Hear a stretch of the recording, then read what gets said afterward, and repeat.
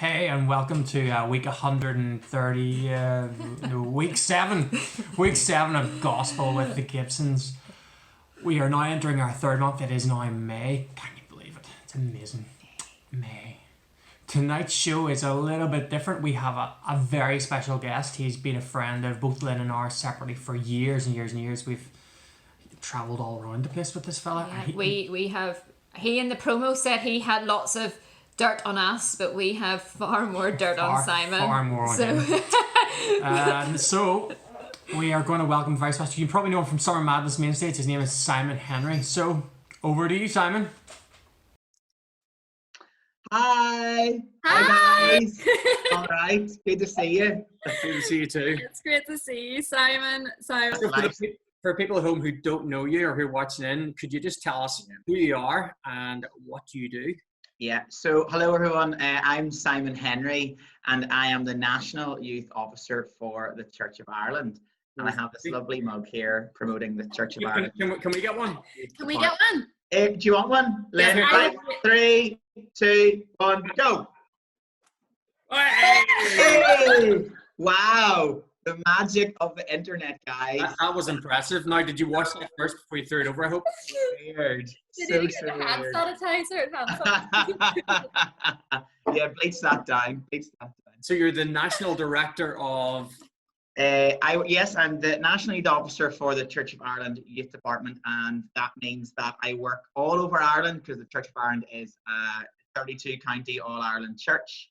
So I work in all of those different areas to support youth work happening, whether that's finance, whether that's training, whether it's events, whether it's one-to-one with youth workers, with bishops, with ministers, you name it. I'm involved in it if it's anything to do with youth and the Church of Ireland.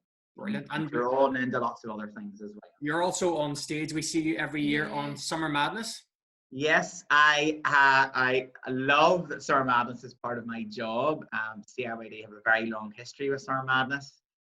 I have a personal long history of Summer Madness. I've been going there since I was 13. A lot of my very formative faith moments with Jesus were at and continue to be at Summer Madness over the past 20 odd years.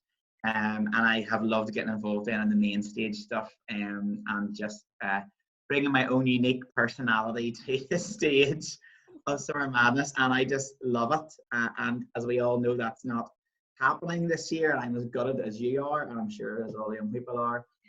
But you know, God is in control, and He knows what He's doing, and we will be back bigger and better than ever. So Simon, how did you get involved in Summer Madness? Like were you a young person then, or how did that? Yeah, basically, like it's one of those sort of age-old stories of when you get old enough to go to youth group in church and all, and you know, you start to get involved in like your Friday night youth club, and then we had a Bible study on a Monday night with like our youth fellowship, and you start to hear about sort of these, because you know, certainly when I was that age, 12, 13, you know, you're in your own wee bubble of, well, this is my church and that's the only thing that goes on, like God's only here sort of thing, you know.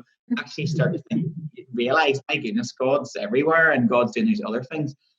So basically, because my youth leaders and volunteers had probably been involved in Summer Madness since the start of Summer Madness, you know, it was like, let's go. And I remember the very first time I went, there was a group of us bundled into the back of my curate's car, and we went up for the day because nobody knew, well, none of us had been.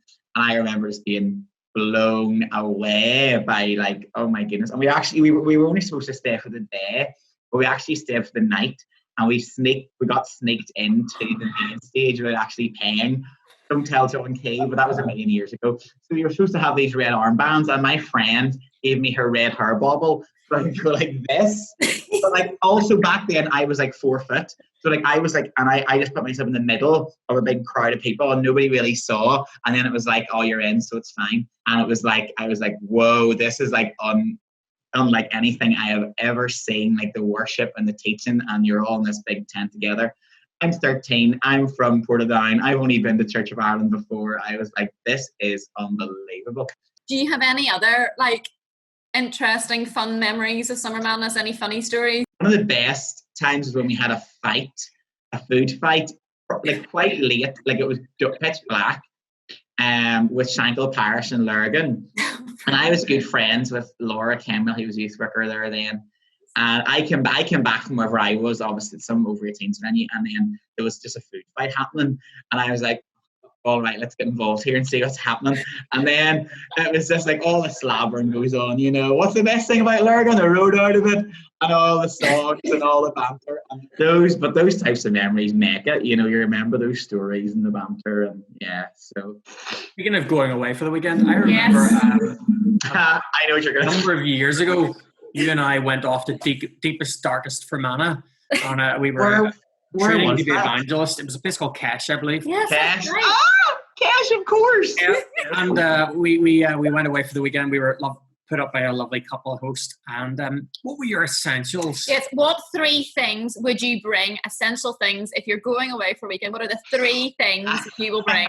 Because I know what you're going to say. I had to bring a suit because we were preaching somewhere, and some, maybe Deodorant, maybe. Deodorant. But you had a slightly different twist. Yes. What were your 3 essentials, Simon Henry? Well, I know that one of them was probably a hairdryer.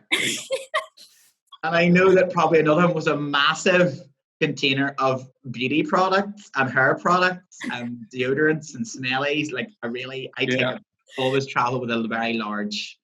I don't do travel size. I just like all my things. It was an impressive amount of products. And what was it? I don't remember the third thing. What was the third thing? I don't know. Probably Did you bring straighteners? Probably. I think you were in your One Direction phase. It was a significant amount of things. A hairdryer was. I was taken aback. Yeah. But all right. So back on track then. Yeah, where were we? Do you think we have a script or a schedule for this? we do have a script that's sitting down. Rip it up. It's all gone. All right. So one of the questions we sort of had is, can you give us some of your unexpected blessings of being sort of locked down in the last 6 weeks or so? Yeah. I think one thing that everybody has said obviously is the weather. Now obviously it's taken a bit of a turn.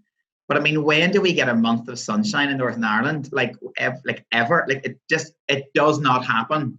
I'm old enough now to remember the 5 times it's ever happened. Like it does not. Like, and I genuinely thrive on good weather, sunshine.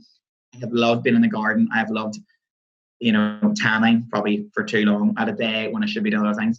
But honestly, that's such a I honestly believe that's been a real blessing to us. Especially in Northern Ireland, we're not used to it. In the first few weeks, this, I think, for everybody was so difficult. And to have the sunshine, go out for a walk or sit in your garden in your lounger, for me, genuinely, has been a blessing. Or what advice or encouragement would you have for our young people? So people who are listening to this are mainly teenagers who are high school age. So what advice or encouragement would you give to them? Yeah, do you know what? I totally understand that right now young people think everything's cancelled. There's nothing to look forward to. Life's such a drag. But actually, this is such a unique time. This time will never ever happen again to you, and your life will pass you by. Like the next, we're talking in there about 20 years of madness, and and how long I was in John's youth worker goes by like a flash. This period of time will last a few months. And I genuinely, your kids will ask you about this, your grandkids will ask you about this time. So make the most of it. You see all these memes flying about, what did you do during quarantine? Oh, I just looked at memes and watched Tiger King. Like, do more than that. Please do more than that. Make the most of this time when you do have time to read, you do have time to work on your relationship with God more, and also you have time to spend with your family. And that might be a drag for you, this is a time to do things differently. And yes, you maybe don't love the slower pace, but ultimately remember that God is in control, that He is sovereign, and that this is a time for us to slow down, to take a breath, and actually just to do things a bit differently. And that doing things differently is okay, because this is such a short period of time in our lives. We have the rest of our lives to live. And actually, this is such a blink of an eye, but actually, you're living through history here. And, for your generation, this is a key moment in terms of how your resilience shows. And actually, the book I'm reading at the minute is a book called A Resilient Life by Gordon MacDonald. Very good book. He is a bit of a legend. And it's all about, and he has a history of being a runner, an athlete, a competition runner, and it's about running strong. And it's that age-old, story of we're here for a marathon, not a sprint. And this is just one of those laps that you need to go a bit slower on right now. Our request from our guys was, how could we as a youth pray for you personally and for your job at CIYD? That is so kind of you guys. Thank you so much.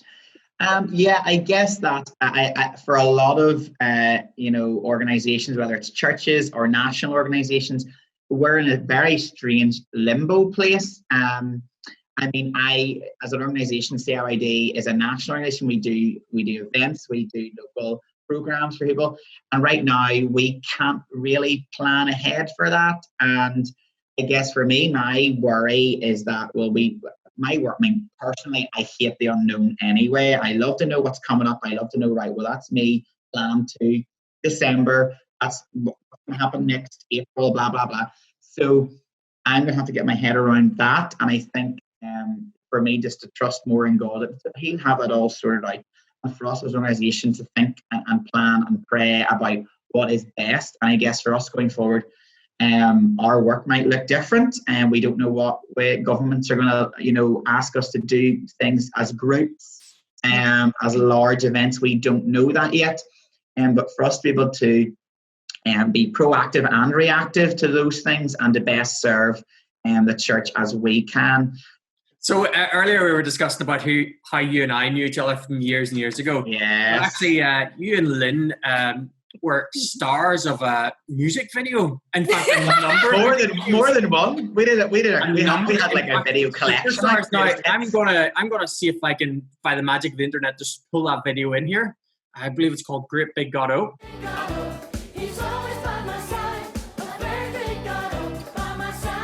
He's always by my side. Okay.